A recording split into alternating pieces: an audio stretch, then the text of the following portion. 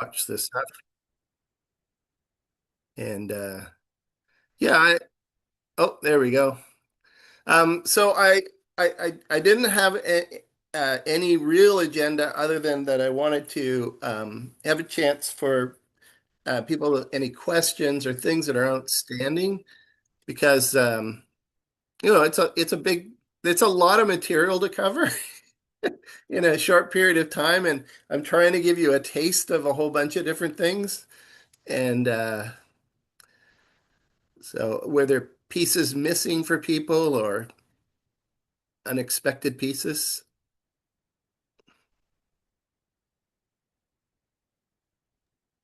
I didn't find there's anything missing, but I find if I step away from it, then I have to almost learn it all over again.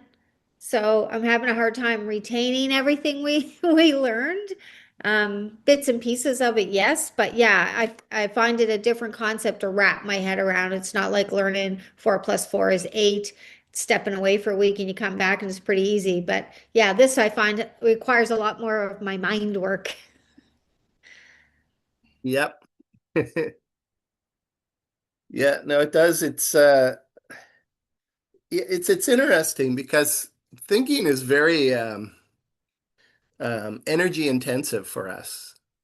And I noticed this most when I was taking courses in when I did my graduate courses. The programs are all bilingual there, and I'm barely bilingual. So, so the level of exhaustion when I came out of a course that was in French, of like just trying to like just hold on and get something, was yeah, that was I just noticed it. I just want to go sleep after. It's so much energy. So and theology, what we're doing here is very thought intensive.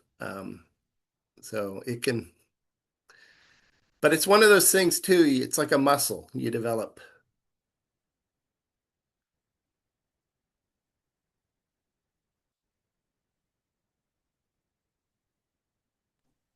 I also found it was like a lot of shifting back and forth from because I'm doing a lot of the embedded and deliberative and like life theologies for my paper. And I'm just finding, like, even with the course, we're going a lot of back and forth thing, like shifting. And it's all happening at the same time. And it's hard to keep up with all that shifting back and forth, which is exciting because you're looking back and then you're looking forward and then you're trying to dig deeper. So I find that very exciting. There's a an aspect of it, this back and forth that you're talking about, that is, um, it's unearthing something that's inside Mm-hmm. of us, Mm-hmm. and so you dig it up, but then you have to like do something with it. Then you use the critical. That's, Exactly. yeah. And it's all happening so fast and at the same time. Yeah. Well, that's good. That's such a good process because it Mm-hmm. you yeah, you come away from a process like that thinking, oh, I've done something important in terms of working on myself. Mm-hmm. Yeah. Yeah. It's interesting reading some of the papers or the blogs, how, there is this perception that theology is just this academic exercise. Mm. And but it's something you don't do academically unless it means something to you. Usually, it's very rare to find um, a theologian that doesn't have some personal connection to it. In fact, when I started my undergrad, I would go around and ask all these, because it was the first time I was in an ecumenical environment like that. And so I'd go around and ask, why did you come? What drew you here? It's like, and it But was I just, find people are asking me, oh, are you going to become a pastor or a preacher or something? mhm. And, with all this going on in Quebec with this new law they passed and the one that's waiting at the Supreme Court to see if they're going to rule on it or not, it's really creating a lot of issues. And I just, it's really very sad. At the same time, it's like, what are you afraid of? Like, I don't know. It's Mhm. very controversial at this point in Quebec. Yeah, yeah. I think that, yeah, I don't understand why they want to take it so far. Yeah. It's really kind of I mean, frustrating. I understand church and state, they're not together, but But why this all these imposing these? crazy things, like not just imposing, but removing freedoms and rights of people who, they want to take away the prayer rooms in the schools and the CSHEPs and the daycares. They haven't mentioned the hospitals yet, but I'm sure it's on the back burner. But Hmm.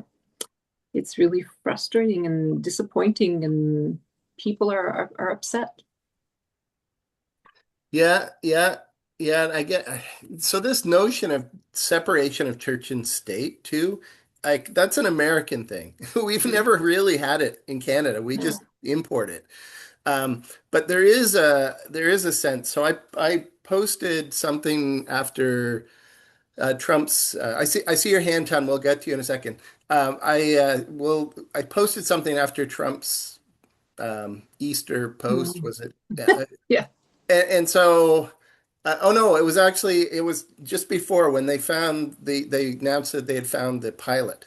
And so I wrote on Facebook that, it's good you found the pilot, but now, get out of Iran, stop committing war crimes, and so I put a post like that up. And so um, I got some interesting responses, but one of the people from my church got on there and posted and said, the church is no place for politics.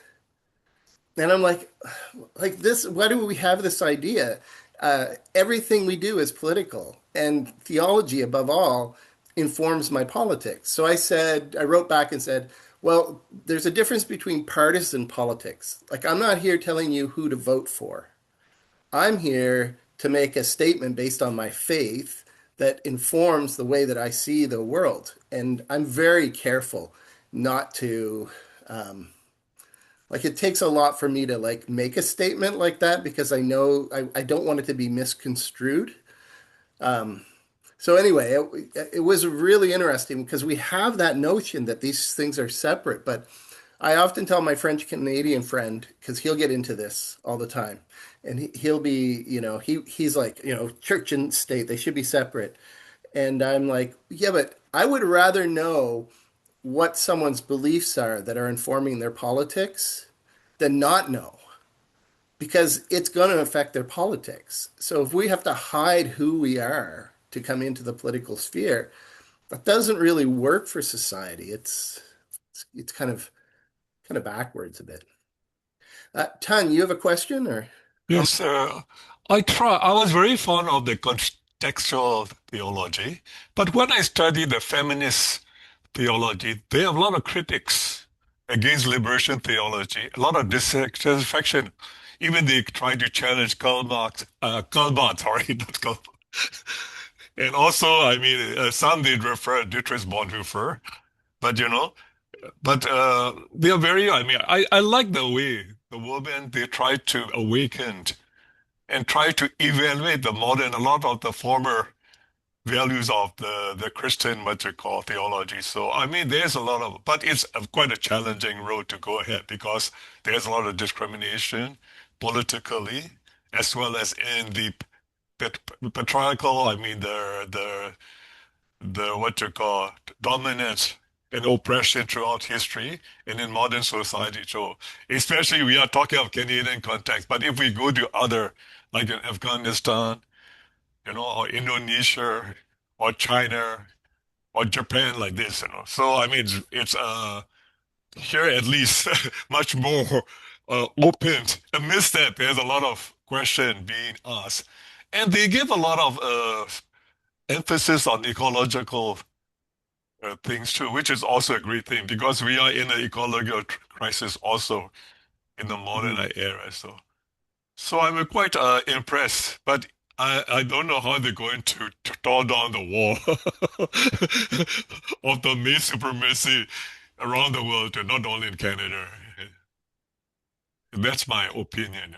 Can you Yeah, can yeah, you this tell about the critics of the contextual theology? Because the woman, a lot of women in lineup, they tried to attack. I was quite what to call impressed of the attitude. Thank you.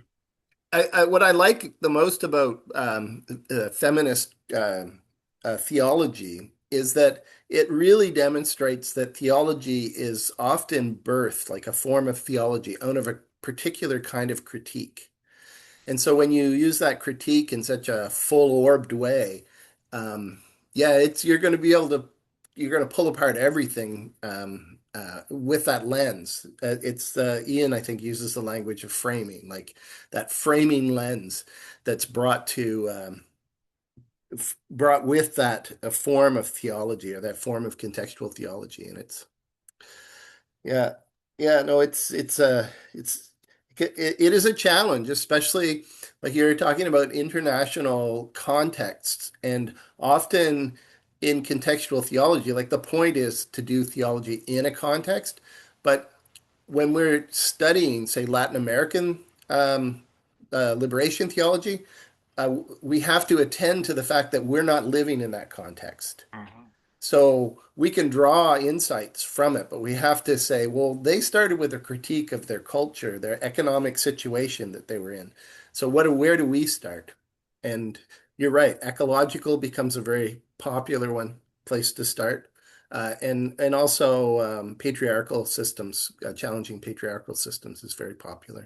Another thing I'm sad is, when you come to the feminists, I mean the liberation too, there's a discrimination between the white and I mean, like the natives, I mean, which is not, I mean, it's not very what you call uniform or unified, I mean.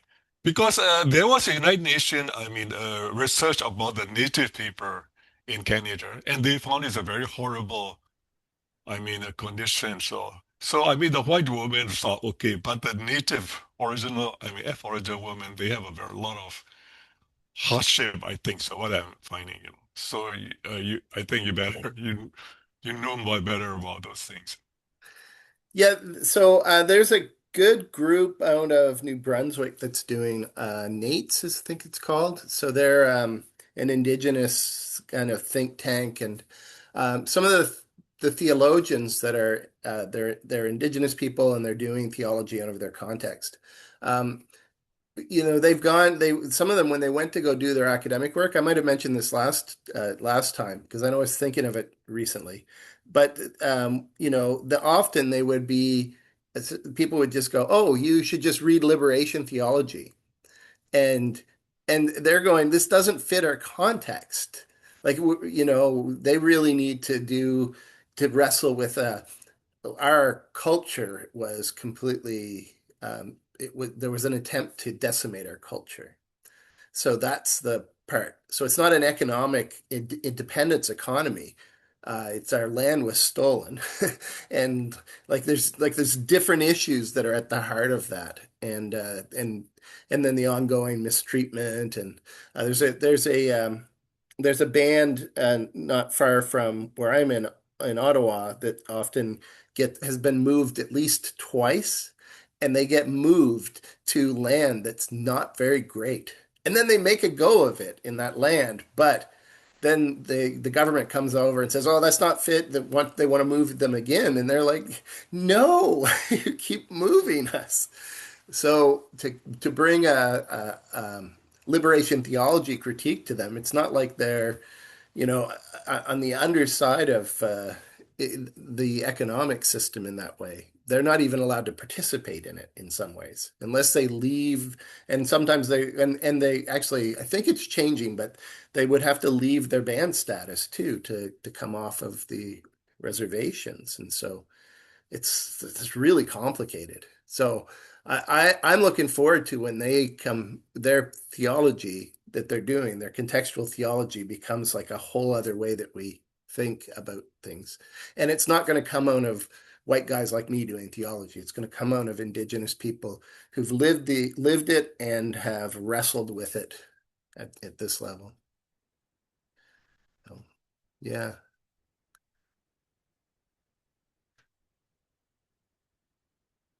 So the people who came in after, I was just opening it up to like any questions that people have lingering from the course or concerns, what things you felt were missing or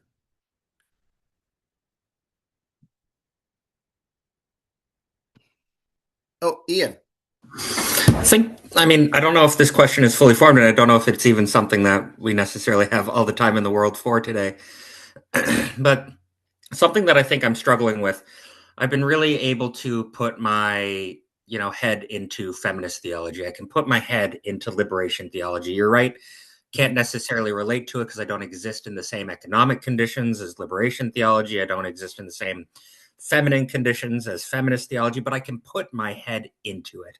Mhm. I'm having trouble um, wrapping my head around some of the more aggressive theologies that are coming into play lately and sort of working with like exceptionalism theology and prosperity theology and nationalist theology and stuff like that. And I think like I simply like I cannot find a way to put myself into that headspace. I can't find a way to wrap my head around the theology.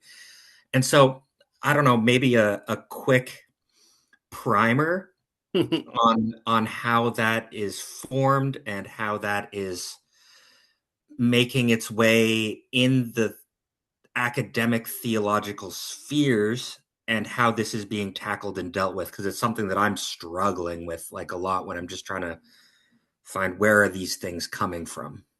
Hmm. Yeah, so I'll give you a bit of because the context is really important for that. And the context really is the fundamentalist movement in the US, which was a movement at the turn of the 20th century where you had people that were starting to recognize that society was not going to play out or play nicely with them, that things were moving on, especially with modernity coming in. So the schools that they had actually established to train their ministers were becoming more about soft sciences and like human sciences and those sorts of things. So that was frustrating because when people were doing them, and even when they're doing hard sciences, like for instance geology, they're not doing geology from a perspective of trying to understand God's creation anymore.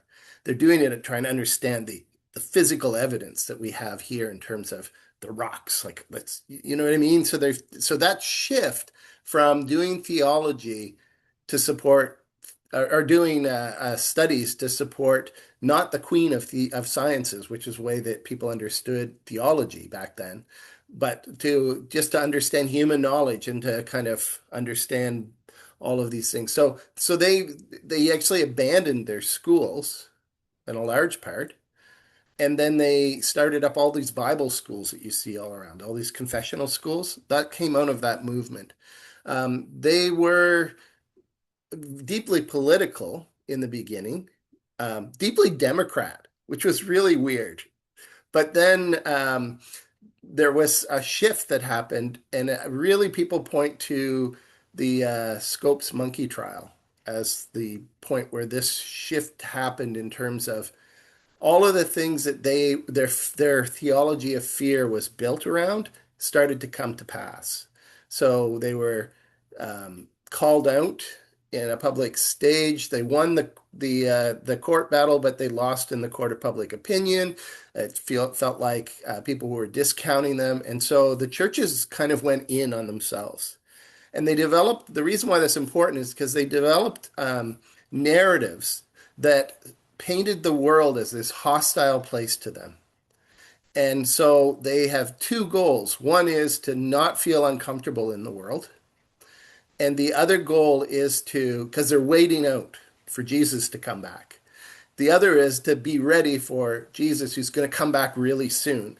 And if we don't see the things happening, we're gonna make them happen because that's what happens later on. That's where Zionism comes from, like at least from the Christian nationalist side of it.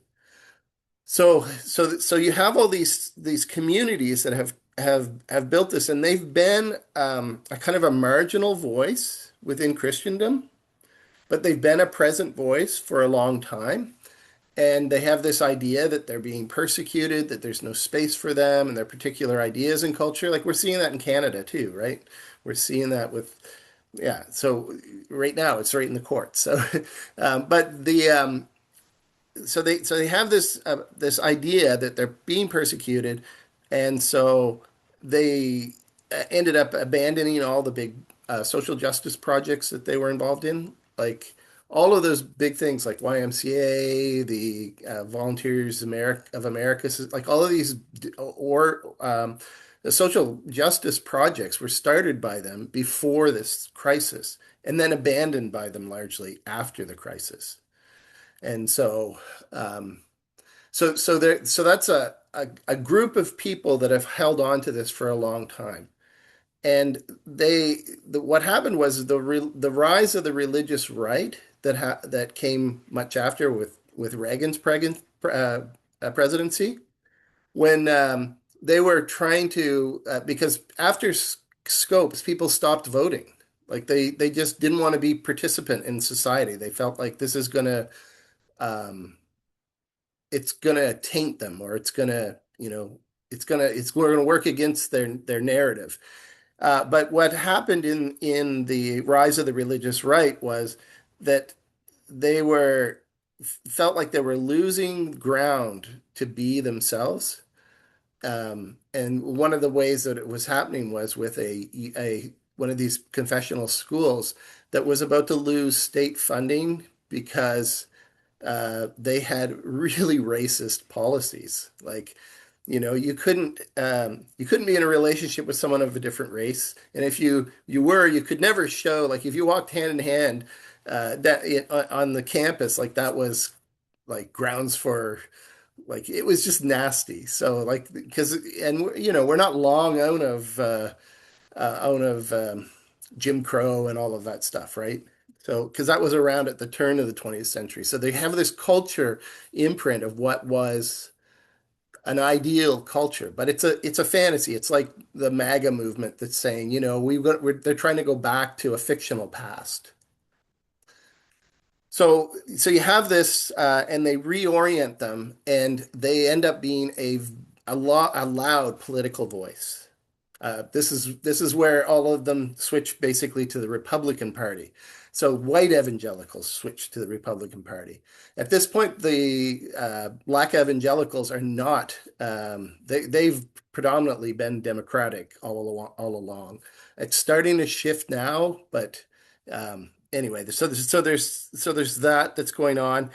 Um, all these other things too. The prosperity gospel kind of rises up in it because the people that are caught up in those Christian nationalist notions are also on because they have this idea that the world's pushing back at them. They're also um, they're very attractive to people who are also caught up in the undercurrents of society, not born in the right status, not educated, and lots of these people. Like I have lots of friends who went to a confessional school right out of high school, and then they have a crisis of faith, and they have no way to make a living.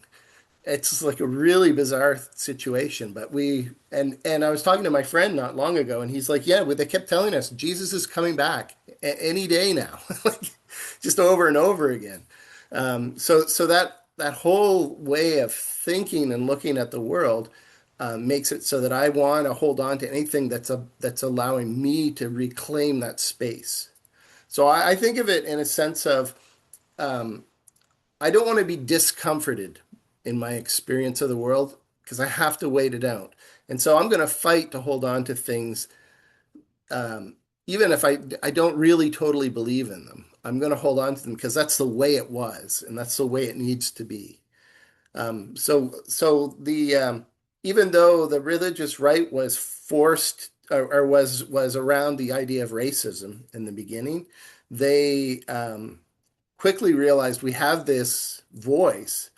What are we going to focus on? And so that's when Christians, Protestant Christians, evangelical Christians started to focus on abortion, to focus on yeah, that's a little later, but they begin to focus on these social issues that were pertinent at that time for them, because society was changing, And in fact, there was legalized abortion, and people, uh, prominent evangelical leaders prior to this would say, yeah, that's not our business. We have a separation of church and state. We're not going to encourage people to do that, but it wasn't like they were going to go out and blow up abortion clinics. But that shifts once you become this political energy and you start fighting for it. And your perception of the world is battling against me. So I have to fight for everything. So It's that's at the heart of it. it feels like it's taking like hope theology and kind of flipping it on its head in some ways. Yes, Like, and they use the same eschatological narratives yeah, but it's kind of and turn coming them around. and and I think maybe that's why I'm having so much trouble wrapping my head around it because I see hope theology and it's like so good has to happen later. And it feels like it takes it and flips it and says, so we have to force something bad to happen to reach the end. And it directly contradicts with everything that Moltmann has been telling us through this course. Hmm. And I find that like really, really hard to grasp. And it's interesting to think that someone could read the same lines and arrive at objectively opposite conclusions.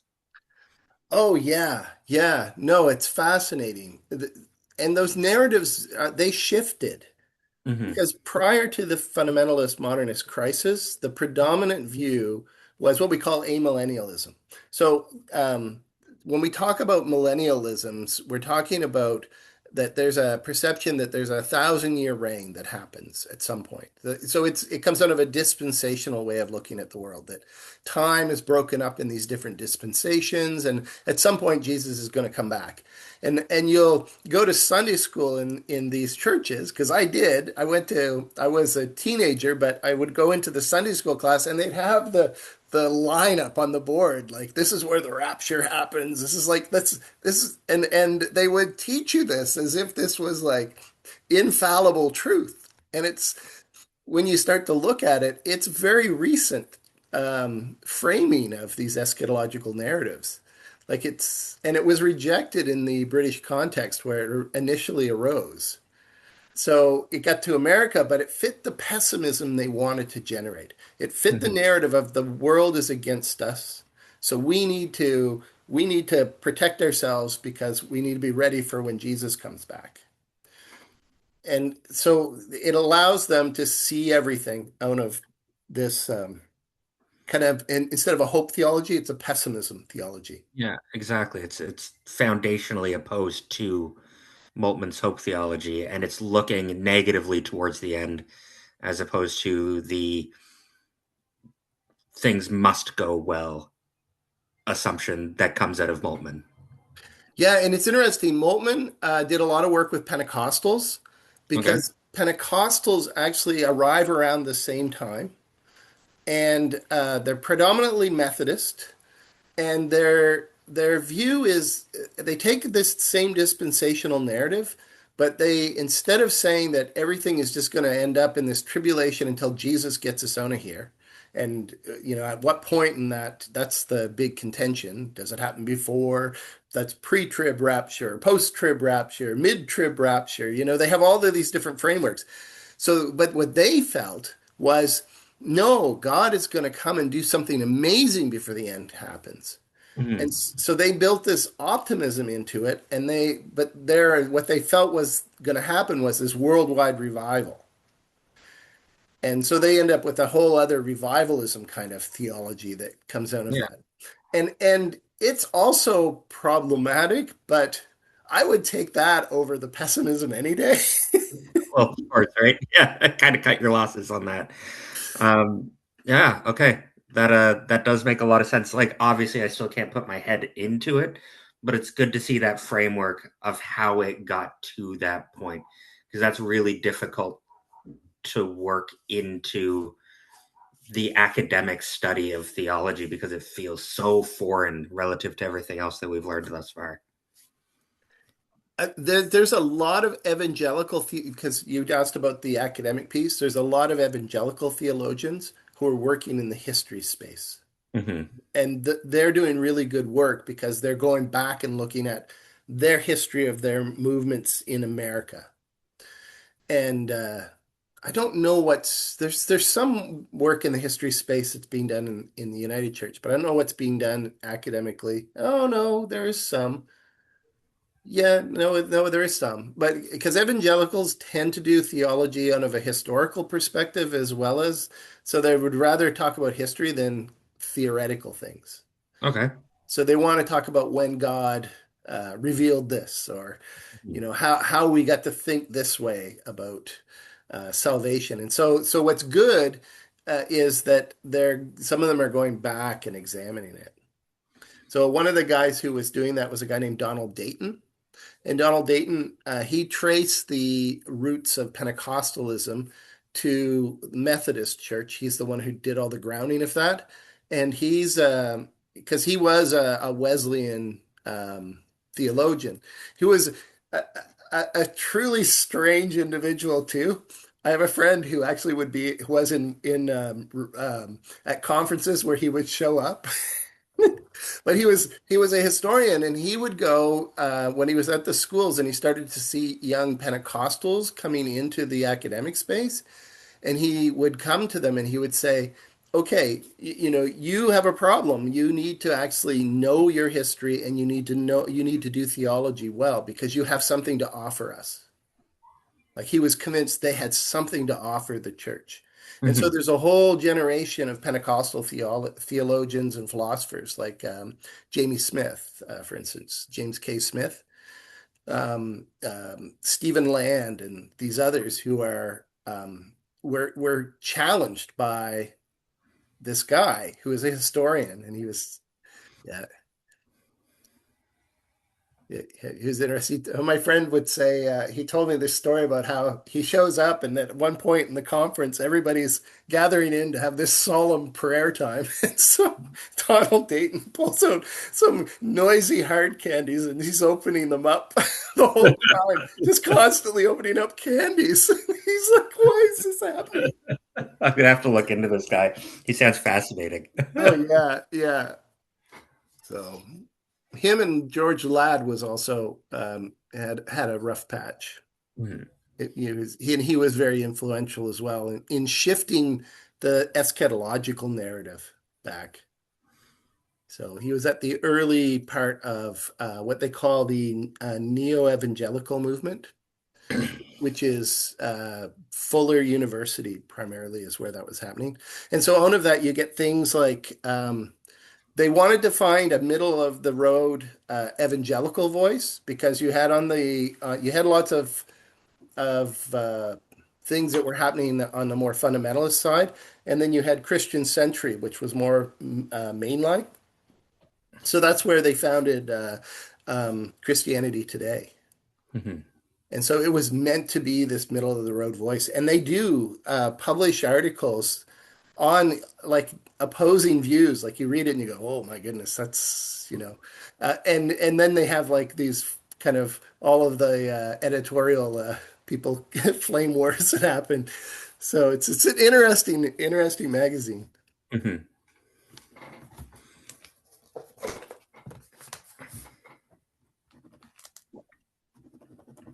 I only have one other comment, I think. With the blogs, I enjoyed writing them, but I think it would have helped me anyway a lot to have access to them before I wrote my own. And only because sometimes I didn't have a lot to say, but I would have wanted to read what other people said and perhaps commented on that. So I found that a little tricky sometimes. I almost want to say I have nothing to say and I'm only posting this because I want to read what everybody else put. But I didn't do that. Well, it could have been fair. Yeah, no, I did that as an experiment because I noticed the feature in there. And I thought, well, that's good because I don't want people to just respond to other people. I just want them to think about it. And then the question, and I loved it actually when people would write something that went off in a different tangent because I'm like, oh, good, they're actually engaging with this. It's causing something else to happen in their brains. And it's like, oh, yes, that's what I want. So, Jane. Well, to that end, I found that I was constantly off on a tangent, as I think I have been for a large chunk of this course. I'm not going to lie, I'm having a lot of difficulty because I'm used to things that are more linear. And Mm, this to me is coming at me from all directions. And I'm being bombarded, and I feel like I'm, a little proton that's being bombarded from all sides, and I don't know how to differentiate each one separately and respond accordingly without being able to respond communally. mm. And that's where I'm having trouble, is because I can't, sometimes I just can't differentiate between something.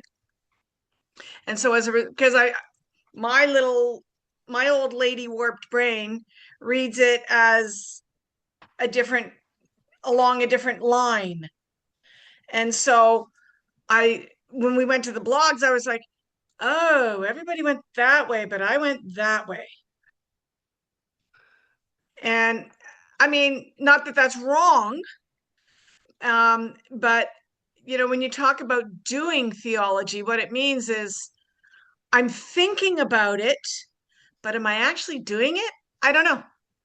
But I'm thinking about it because I've got all of these venues coming at me at once. And I'm sitting here trying to figure out who is what. Mm. And you'll find that when you get my paper. Well, I'm looking forward to it. It'll be good. No, you're not. Oh no. But yeah, and in a course like this, that's one of the hazards of an intro course like this, because theology is such a vast subject. Like, so you take in a university, you'll take courses on each of these disciplines. Like you'll take a church or course just on like the what they call the church fathers, but the church patriarchs. So you'll do and their theology, and there's enough in there that you feel like you have all these things coming at you, because the idea wasn't that they were all consistent. The idea was that they were actually writing down their understandings. It's interesting when you go and talk about the church. Well, they were called the church fathers in an Eastern context, and it's like, so which ones do you take? And they're like, well, all of them.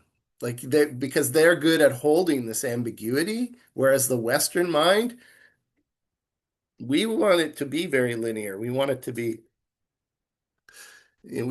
fairly consistent all the way through. I think it's not so much consistent. I mean, I was a nurse for 35 years, so I'm used to black and white. You're right, you're wrong. And I don't care what your opinion is. I don't care how you see things. You're either right or you're wrong. Hmm. But you can use that in theology as well. But I think one of the things that is really tricky about that is that you have to always hold the possibility that you could be wrong. You could be the one that's wrong. Yeah. So, um, ton.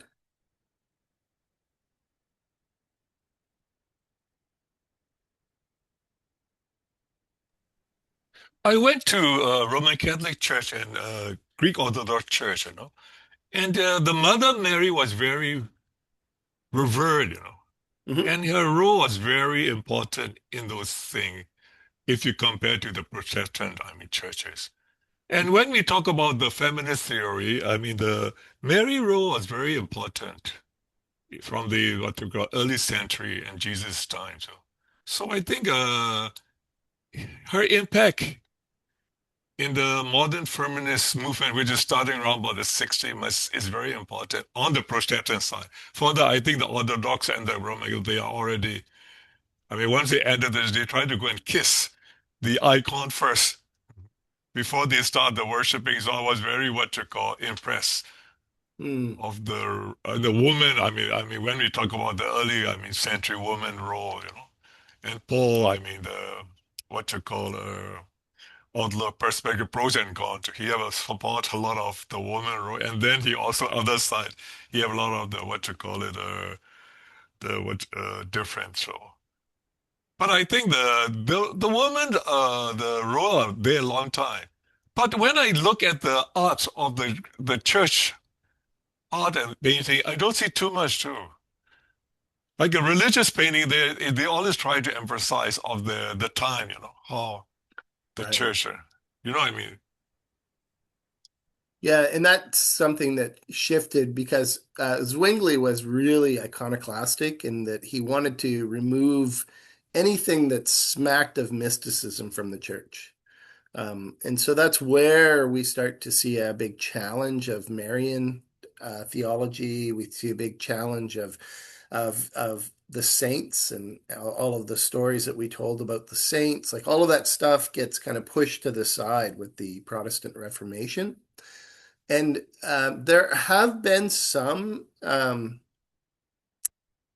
attempts to recapture a Marian spirituality in Protestant contexts, but I don't know of any that are like really sustained. But it is fascinating because for people who, especially for people who have had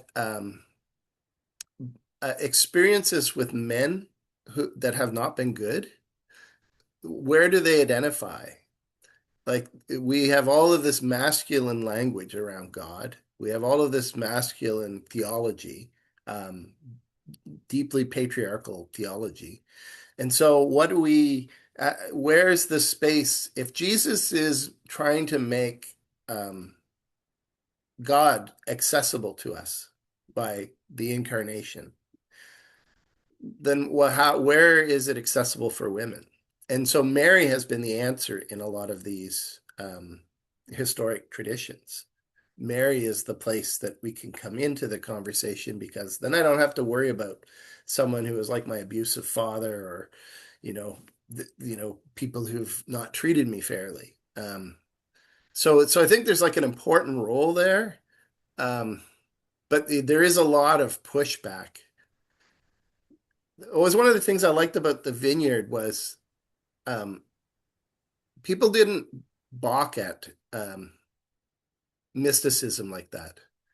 And there was space for it. There wasn't a lot of people who like really bought into it, but there was space for it. And so there was, at least in the early days, there was space for it. That's what gave me a lot of hope that there would be space for affirming churches. But I found it. There's a good there's a podcast. I wouldn't say it's a good podcast, but I found it. I forgot I had downloaded it, and but when I was coming on this trip, I was looking at what I had downloaded. Where's my podcast thing? It's called. Oh yeah, Spoiled Fruit, Faith and Power, and it's the history of the Vineyard Church, which is the church that I served the longest in. And what really impressed me was that he talks about, I've been saying for a long time that that church changed while I was going through, when I was ministering with it. It was something completely different by the time I just couldn't abide in it. I couldn't. And he actually acknowledges that this was a reality, and he's doing all these interviews with people, and some of them I know, and I'm like, oh yeah. And there's anyway, if you're interested in um, listening to a church, I would say trigger warning if you've been in an abusive context, it might not be the best. Dina. Yeah, kind of actually on that same note, do you have any recommendations for, I don't know, periodicals or Substacks or even publishers to kind of keep our thumbs on for kind of interesting theology that's being discussed or coming out right now? Hmm. So most of the societies, the theological societies, including there's an evangelical theological society that's actually quite good. They have publications, and their publications are quite good at giving you a sense of what's going on. So the ones that I'm thinking of are oh shoot, what's it called? Oh, studies in I think it's Studies in Religion is the one for the Canadian Theological Society. I'd have to look it up. It's shared journal with religious studies groups as well as theology. So it gives you this really nice broad perspective. So if you join one of those societies, then you usually get that's the perk, and especially as a student, you get a really good rate. Um, so that's one place that you could go and you could go and look at. There's oh, I can't think of the name of the journal. Yeah. Yeah, I'd have to think about like what journals, and maybe what I can do is I can take a look at my shelf when I get home, because I know there's a couple, and then I can put that in a comment in the somewheres in the course material. But it's a really good question. Like I would encourage you to, if you've found any of these things that resonated with you, like if you're interested in emerging church stuff, I'd say read some Brian McLaren. It's very accessible and it will lead you off into some really great directions. If you're interested in the Pentecostal thing, I would say I would look at any of those, Amos Young, Wolfgang Vondi, Jamie Smith. Any of those would be really great theologians. If you're interested in the biblical piece too, there's a lot of biblical theologians who are doing biblical studies who are really good. My favorite is Dan McLean. He's a Mormon. He worked for the translation department in the Mormon Church, but he is awesome, and he's really really good. Lots of provocative ways that he looks at things, and so yeah, that's where I would look at some of the podcasts that are out there, like Nomads. Are you familiar with Nomads? I'm not, uh-uh. And the other one is The Bible for Ordinary People is also really good. But What if I'm Nomads, not an ordinary person? but the Nomads is interviews with people who are doing like a diversity of theological, religious studies, these different things. And if you go to the beginning of that podcast, they start out as fairly conservative people. And this opens their minds up. Like it just completely changes their minds. Like not in that they lose their faith, but that the way that they approach their faith is completely different. And it kind of evolves. So this series, we always download whatever the newest ones are that we're interested in, and we listen to them when we're going back and forth to the cottage through the summer. But yeah, Nomads is excellent. Yeah, I that will probably point you to more and more resources too. Very cool. Hmm. Tan, you have your hand up. Yeah, I have two questions. The first is, virgin. Mary is virgin. What you call theory. So I mean, and also John the Baptist's mother Elizabeth, they are virgins. So there is no sibling in Jesus' family. What according to the theory, So I mean, Jesus is the only one, and John the Baptist is the only one they tried to produce in their life. Another question is the Trinity concept between the Orthodox Church. And the Protestant trend. Oh, okay. Yeah, the two. Thank you, sir. Okay, yeah, these are classic. You don't want to give me easy ones, but anyway. The interesting thing around the Marian dogma is that it happens at a time just after it was contested. The papal who held the papal chair was contested, and so the Roman Church needed to reestablish itself. And so they took something that had been kind of controversial, and then they made a statement ex cathedra, meaning out of the throne. So they made this statement on it. And that's where they entrench this notion that of the Immaculate Conception was that Mary was immaculately conceived, so that she is not able to transmit the root of sin to Jesus. And so you end up with Jesus who is born without the things that we experience with humanity. So it changes the way that we think about Jesus. So Jesus becomes something like superhuman instead of Jesus incarnating into humanity and laying down everything. So this notions were kind of this escalation to like it solved a political problem for the Roman Catholic Church, but it creates a theological problem for the Roman Catholic Church, because now you have this, like, where do you find that in Scripture? And in fact, I have debates with my Roman Catholic theologian friend about whether or not Jesus had siblings, because I'm convinced he had siblings. So, like, I think it's preposterous to think that Mary and Joseph just lived platonically after that. That doesn't make any sense in that culture. So, but I mean, if that's a big part of the way that you've constructed your faith, for me, it's more important to have Jesus who's incarnated and takes on all of humanity, rather than Jesus who maintains this, I'm a little bit above it.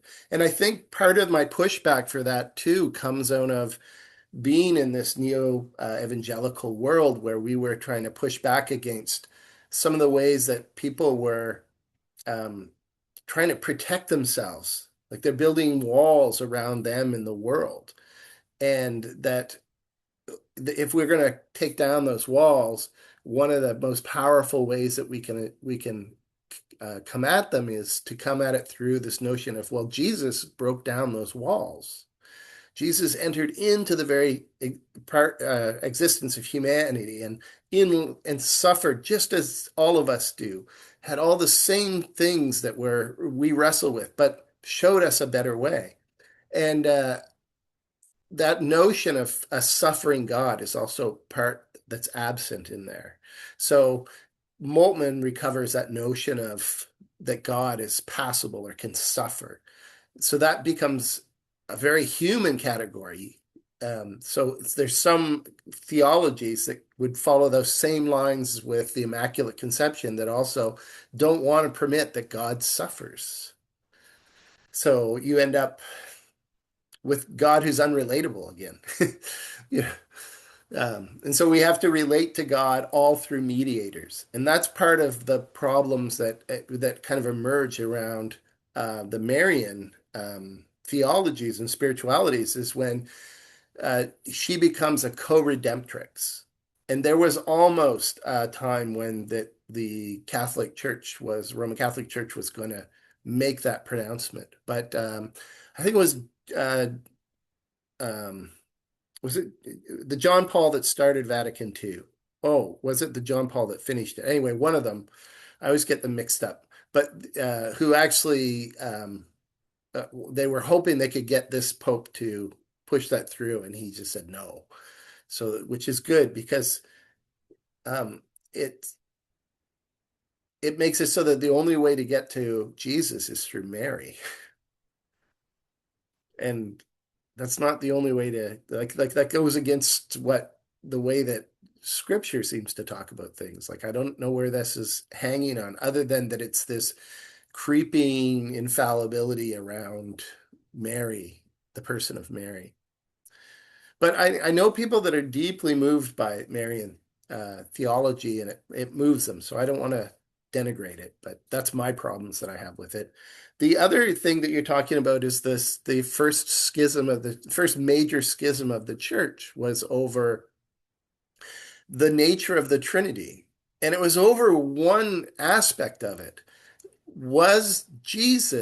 Did Jesus proceed from just God, Creator, Father, or is there a kind of a relationship between all of them that's intact? And Jesus proceeds not just from the Father, but from the Spirit.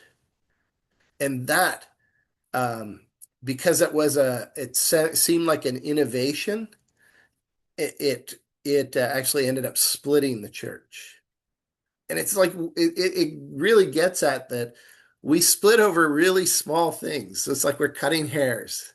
The great evangelical flourishing, you end up with all of these different churches, and it's like maybe one doctrine, and it's just a little bit of a different take on it. And you're like, how are you like, so convinced that these people are going to hell just because they believe something just a little bit different? But that's the reality of it. So I get that it's more important to the people that have their traditions. They hold their traditions back to it. I don't want to take away from that, but at the same time, it is a very small thing in terms of the theological importance. Feels like a power play. I always thought, I'm Roman Catholic, but Hmm. I always thought the notion of going through Mary came from the wedding in Cana when Jesus said he wasn't ready when she asked him to provide the wine, and he said, "That's my time hasn't come." But through Mary, he was able to do that. That was kind of how I thought that whole going through Mary part originated. Yeah, I think it's used as theological, like they're taking an idea and going back to texts. Jesus also says, "What do I have? What do you have to do with me, lady?" Like like there's all of these conflicting notions, and I don't have a problem like as I like the aspect of being able to relate to God through Mary if you can't relate in other ways, or even if you can, and it just starts to give you a different perspective on things. Because I think that as even in Scripture, we see women elevated in Jesus' ministry, but it seems like there's a hesitation to keep them in those roles. Like, for instance, the first announcement of the resurrection is women who come back, and then the men all go off, and well, we'll take it from here. Like, it's so there's something that's going on in there that really needs to be addressed. So, but I'm sure that's yeah. Yeah, I'm sure that can be very yes, a very big sticking point for people. I've had students write me Marian treatises. I don't know if they're trying to convert me or what, but it's very interesting when you get a paper like that. And it's like, where did that come from? So, what about people who haven't had a chance to say anything? I feel like I could just I haven't actually written my blog post yet, so I'll just talk about that. Although also because I can't see anybody else's, I'm gonna have to put a comment in just so I can read other people's responses. Um, so the question this week was about how we feel like we might do theology differently now. And I think the way I would answer that is that I might actually consciously do theology. That when I wrote about this a couple weeks ago, or earlier in the course, I answered the question as I don't know how I do theology because I never think about it. And the things that I'm doing have just been sort of ingrained in me and I just do them. Now I feel like I have some context to put behind it. That doesn't mean every time there's going to be a conscious action of, oh, I am thinking about Moltmann's hope theology during this, or that's an example of liberation theology. But I will do feel like I will be a little more intentional about going, why is this important to me? Why do I feel like this is what I should be doing? And how am I trying to come into what I believe is my role and why I'm feeling that way. So that would be how I would do theology differently, is that I might actually think about it. Thanks. I think one of the best shifts for me was moving from starting to become aware of, okay, I have a reaction to that theology, And whenever I have that reaction to go, why? Mhm. Because I was never asking that before. And then you either entrench or you like and dismiss the other view, or you become really concerned for that person. How are they going to possibly be saved thinking like that? So it's really an interesting thing to stop and say, oh, actually, whenever someone says something that I react strongly to, that's a gift. Mhm. Now I can say, well, why? Why does that bother me? Or why Mhm. does that? Yeah, no, it's also beautiful in interreligious conversations Mhm. because it allows us um, to be changed by the other. Mhm. And apologies if I log off suddenly. I have to take over the child caring duties upstairs, currently listening to the struggle to get them to go to bed. So I'm going to sit for a few more minutes. But Okay, thank you. It's been a wonderful course. thanks. Jane. I'm going to ask a weird question, one which may make no sense to anyone, but I have a great deal of Judaic studies history. That is actually what my starting of my second degree was Judaic studies at Concordia. And do you have anything in the way of reading for how to do theology Judaically Hmm. Yeah, yeah. Do I have anything? or ideas? Yeah, so I used so there's certain Jewish scholars that I found really helpful and used in my work, but they're not new. Hmm. Um, but I find that there's a deep philosophical approach that happens in at least in the authors that I've read. So I'm thinking about Levinas and what's his name? But anyway, I can put a list of names up at some Yeah. point.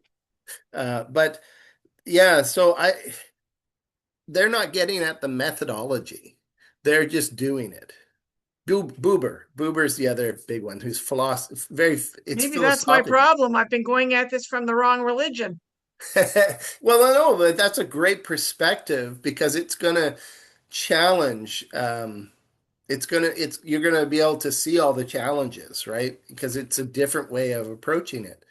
Um, and there are definitely theologians who use a very Judaic kind of model.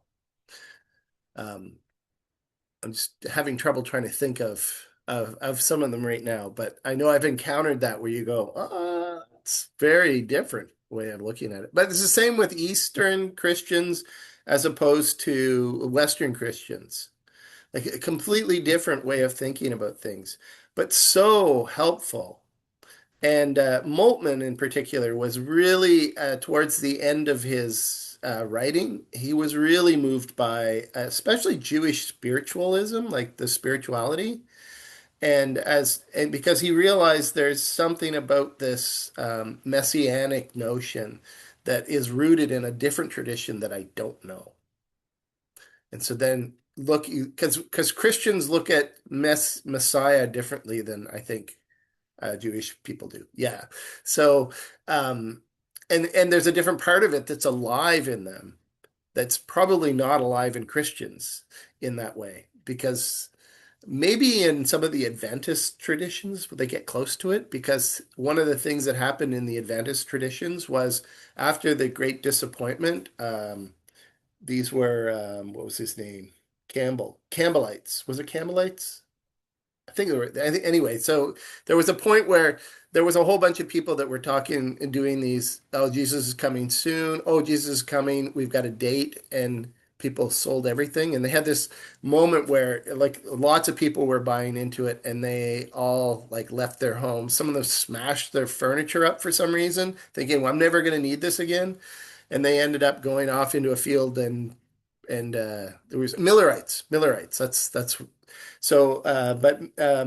Yeah, when it didn't happen, when Jesus didn't come back, it changed. So out of that, a whole bunch of groups formed. Like Jehovah's Witness comes out of that movement. The Second Day Adventists come out of that movement, and it's the Adventists who said, maybe the point isn't actually, Jesus coming back. Maybe the point is that we need to be a people of expectant waiting. And so that's a different perspective. Now, I know that kind of gets contested a bit as that movement moves along because we all do, but there was this insight that I go, yeah, I think that probably gets more at the Judaic notion of Messiah than what we do normally as Christians. So there's like these little things that I think it was Ian who's talking about. Was it Ian who said about putting your head in things? That's one of the ones that's a hard one, but worthwhile engaging. So you're putting your head in Christian theology from a Judaic perspective. It's lovely. Yeah. Yeah, all of the things that we read and do, they're not just, especially if it's spiritual or theological, they're not just abstract. Like they change the way that we think about the world. They challenge the way that we think about the world. So if you take a course on religious studies, for instance, you'll start to get some different perspectives. You take a course on a particular religion, you'll get a whole different perspective and way of looking at the world. And it can be really quite lovely. It can be awkward, but it can be really quite lovely. For me, taking Eastern studies showed me just how Western I thought. And it didn't make me more Eastern, but it made me appreciate more that there's this other way of looking at Christianity that I don't have my head in there. And I try to put my head in there once in a while. So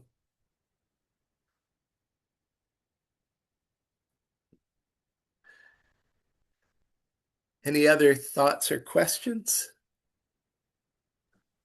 Just to help Jane maybe a little bit, I don't know how much it would, but I did a course on interfaith dialogue, and one of the books they sort of brought up, but I don't know anything about it, but they just did bring it up, was called A Jewish Trinity. It was contemporary Christian theology through Jewish eyes. I've read it. You had it? Okay. Yeah. Okay. It's an interesting read. Yeah. Okay. Thank you.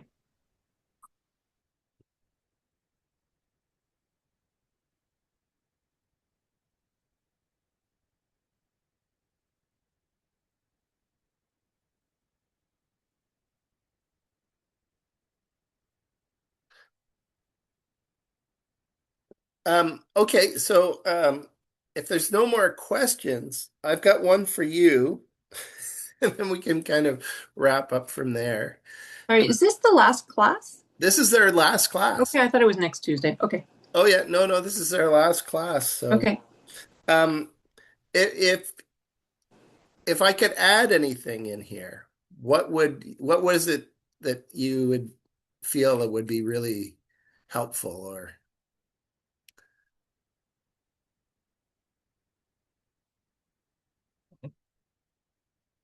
Oh, Jane, you're muted. Yeah. I would have, from a learning point of view, rather than having one big paper at the end, had a number of shorter papers, like maybe 3, 4 every second week, maybe a 2-page, because then that to me is going to help me more immediately solidify the current information rather than having to go back at the end here and try to review everything to get it all in. For me, I'm old. My short-term memory is great. My longer-term, not so much. But I think that's sort of the format that would have worked for me, is a bunch of shorter, more frequent Mm. discussions, like as opposed to a paper. Hmm. Yeah, it was kind of the intent with the blogs, but I'm not sure if it's the same dynamic. But yeah, yeah. I was also the other thing that I had was a limitation on what I was allowed to put in to be a diploma course as opposed to an undergrad course. So, um, we'll go. I think I don't know who had their hand up first, but Ian's at the left. So Um, this might just be coming out of like personal interest, but a primer on theological questions. So we kind of came at this course and we said, like, this is this theology and that theology, historical context, biblical context, systematic. Answer, not obviously you can't answer the questions, but like going over uh, different concepts of Trinity, of going over different concepts of the question of God. So the act of doing the theology in and of itself, as opposed to just overviewing on what a theology is, I think that might be something interesting to put into the class to kind of be able to relate to traditional theologists in that way. right, right.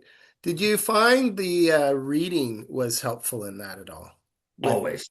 yeah, hmm Always. I mean, sometimes it felt a little abstract because we didn't go into like, this is what Trinity means. This is what God means. This is what divinity means. This is, dealing with resurrection or anything on that sort of perspective. But these readings always poked into them in some way or another. And that was always really fascinating for me. But I always find it fun to kind of dive into like the technical theology.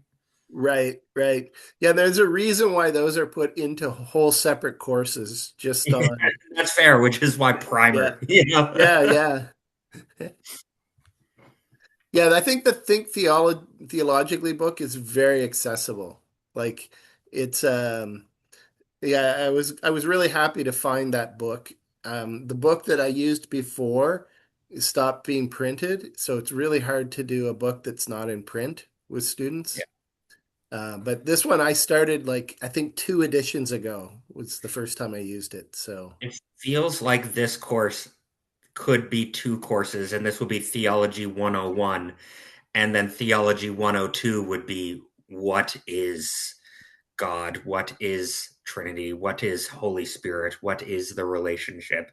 And like obviously we need this primer, but it'd be really cool to kind of dive into the little niche pieces. yeah, well, the one of the so I've taught uh, Jesus the Christ, which is Mhm. just the whole notion of who is this person of Jesus. And it's a whole course, and there's so much more you could do. And the one that I taught the longest was it was originally called Revelation of Faith, but it's just the notion of God as a self-disclosing God. Like, And I think that's like and I think those that's are, like when I've been mentioned it in a million different blogs that I took one course and it was Jesus not the Christ. It yes. was historical Jesus, right? And then you really dove into that over and over and over again. And that was a fundamental part of my faith foundation. And having those hard theological questions kind of coming into the practice obviously might not be able to fit in the scope, but I've always found them fascinating. Yeah, it might be nice to even to have one of those questions in at like a so that you have like a just a little taste of how we would work with one question, like the Yeah, question of exactly. How you resurrection, and give you like five different ways that people understand resurrection, and say Yeah, there's so many more, but that's a whole other course. But yeah, here you exactly. can, yeah, Yeah. I think that'd be yeah. really cool. Okay, Thank you. cool. That's a great idea. Thanks. Ton. Yeah, I have 3 points to mention. First is uh, the Jewish what you call religion is very important for Christianity, so the roots, which I found out, and I do like to study more. The second point is the the history of church in Canada is very different from the history of United States, Yes. which you can little bit of introduction. Another thing is to encourage everybody. According to Duke and Stone, theologians are not born, they are made. Mm. So we can become good theologians, I think so. That is my point of thanks for you and encouragement, all my classmates. And I think this is like the question that I wanted to frame it around was doing theology well, because we all do theology. It's, are we going to do it well? That's the big question. But we've been doing it probably most of our lives without even knowing what we're doing. So, yeah, no, that's excellent. Yeah, made, not born. That's great. Yeah, and that's the two. People also do theology, so they'll take courses on German theology or courses on like just geographically, and you can do Canadian theology. I've taken courses on Canadian church history, which is really fascinating, especially because they focused a lot on the residential school crisis and the around the whole area of Indigenous spirituality and how the efforts to try and recapture that and to preserve that. It was very fascinating. But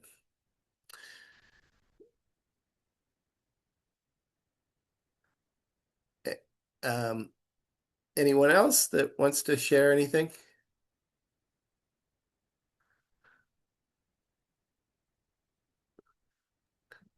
I was just going to say, Tan, go to Concordia. They have a really good Jewish Jewish theology program at Concordia. Mhm. It's still there because I looked at it last week. Yeah, Concordia is a great school. My friend Matt teaches there sometimes. She did her PhD in Concordia. Yeah. So I would just want to say as this is my first experience of teaching with AST. Well, actually, not really. I did teach a lecture series they did a thing over the summer. I think it was Rob Fennell who organized it, and so I came in and I did one that I've done at another school. It's the varieties of Christian worship. But what was really interesting was I had predominantly, it was right after churches are starting to reopen after COVID. And it was all online like this, but it was ministers who wanted to know, how do we transition back? Like, because the world has changed. How do we go back? And so it was a lovely conversation. And we've had like really good conversations here as well. So I'm really grateful for everybody's work, and it's been good. This is like I was saying before, this is like I have my job. This is my fun. So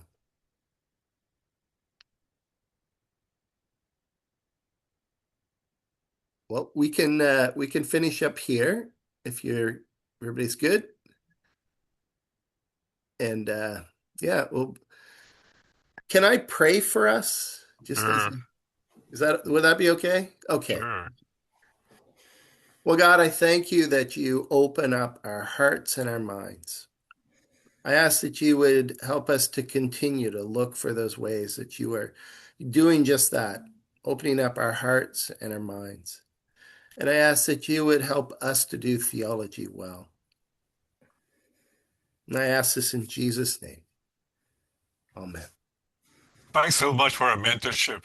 We learn a lot with your guidance. We are very grateful. Well, this is a real privilege to teach. You Yeah. guys are We'll great. see you somewhere again too. Okay. Thank you and good night. Perhaps a silent prayer for tolerance tonight at 9:00. Oh my goodness, yes. Oh. Yeah. Oh my God. I was distracting myself by being here today. Like, because I've been thinking about that constantly. Oh my gosh. crazy world. Okay, well, we will hopefully see you guys again. Good luck with the rest of your studies too. Thank you. Thanks so Thank much you very much. for everybody too. Bye now.